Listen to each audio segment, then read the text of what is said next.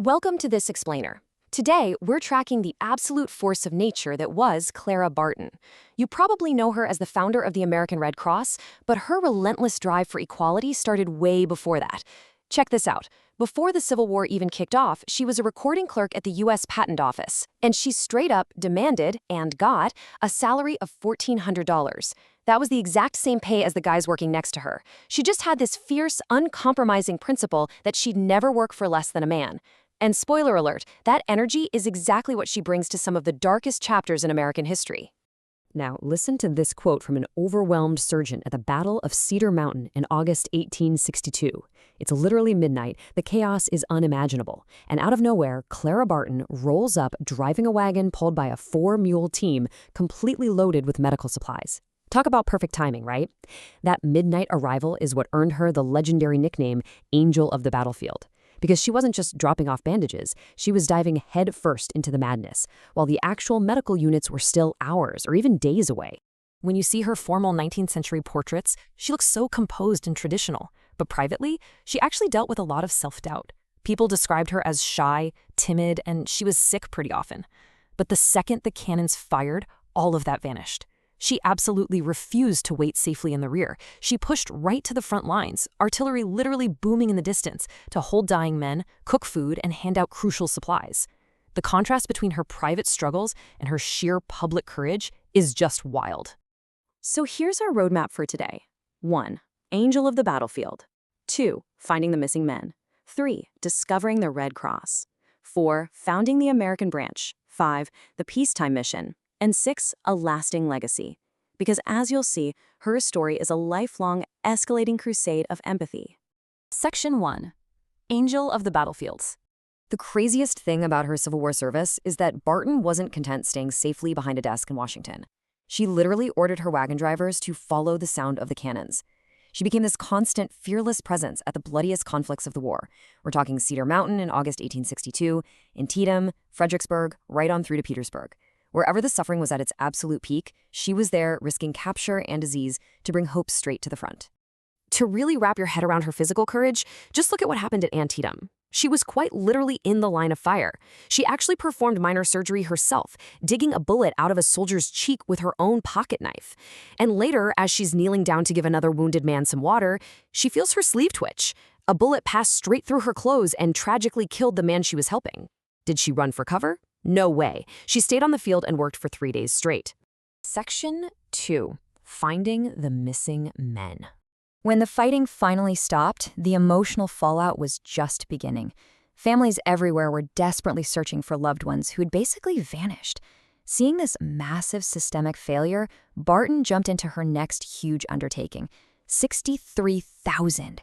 That is the jaw-dropping number of letters she and her tiny team received from grieving families.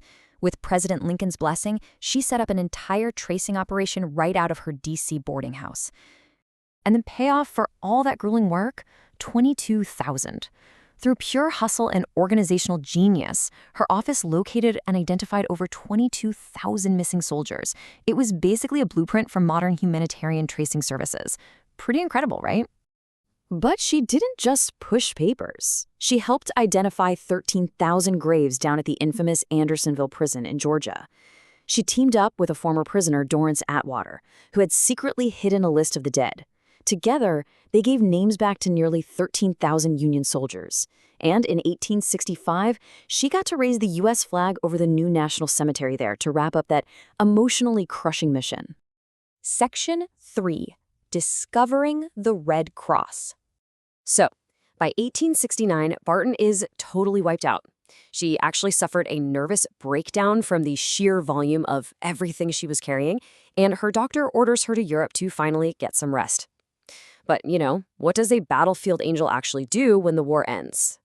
Well, she accidentally stumbles onto an entirely new global mission while recovering in Switzerland, one that would alter American history forever.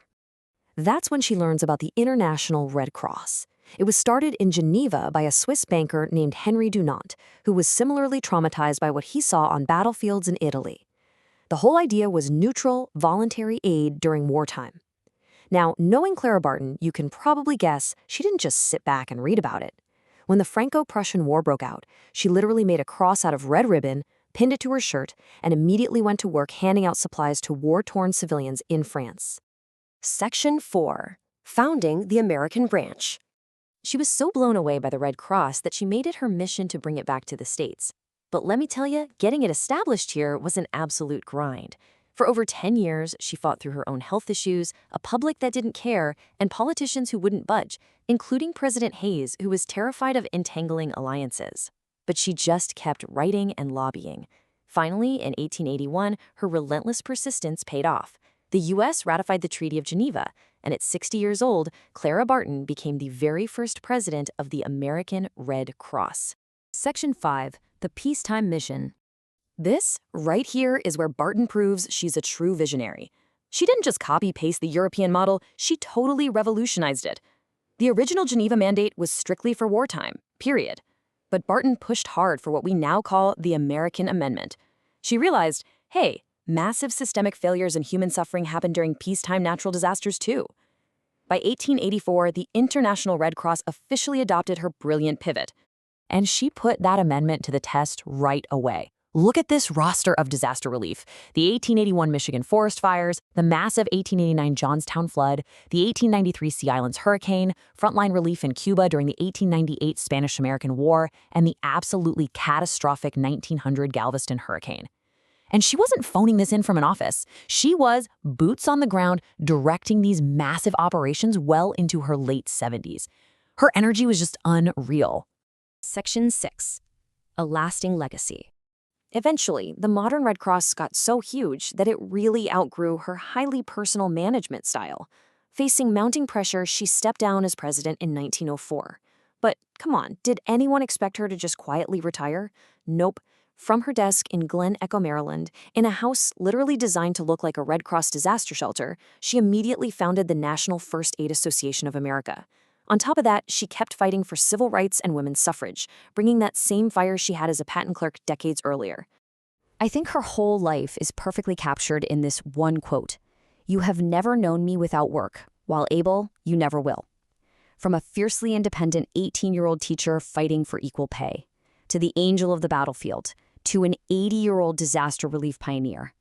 The work of relieving human suffering wasn't just a job for her, it was the absolute core of who she was. So, I want to leave you with this thought. Clara Barton's story isn't just about charity. It's about what I call proactive empathy. When she saw troops bleeding out, when families were ignored by the government, or when natural disasters wiped out whole towns, she didn't just feel sorry for them. She basically asked, when you see a systemic failure, do you wait for someone else to fix it? Or do you build a movement to change the world? She built the movement. Millions of lives were saved because Clara Barton refused to look away. Thanks so much for joining me for this explainer, and as always, keep learning.